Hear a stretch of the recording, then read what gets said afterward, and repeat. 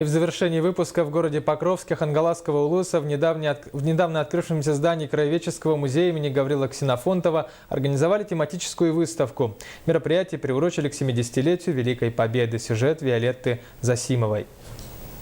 Новое красивое здание, располагающееся недалеко от места проведения торжественного митинга в честь 9 мая, сразу привлекло внимание тех, кто подошел к кургану славы, чтобы выказать знак уважения оставшимся в живых ветеранам и почтить память погибших. Ведь внутри здания были развернуты не одна, а целых 3 выставки. Здесь выставки слились. Например, в основном большая выставка это показывает жизнь генерала Притузова, наших полковников Ларионова, Прокопьева, Филиппова, Федорова, Соколова и других.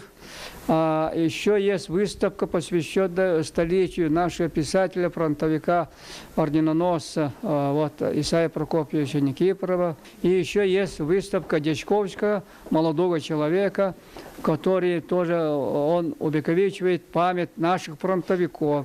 Отдельного внимания заслуживает фотовыставка молодого фотографа Дмитрия Дичковского, запечатлевшего на снимках юбилейные даты Победы. В 2005-2010 году было 60 лет Победы и 65 лет Победы. И я решил, так как у меня есть фотоархив, решил подарить данному музею выставку.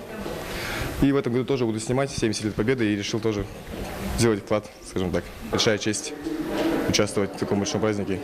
Среди посетителей было немало детишек с их родителями, бабушками и дедушками, которые в свою очередь с удовольствием рассказывали о значении праздника 9 мая. Выставка продлится целый год, в течение всего юбилейного 2015 года и, возможно, пополнится новыми экспонатами, которыми регулярно делятся дети и родственники ветеранов войны.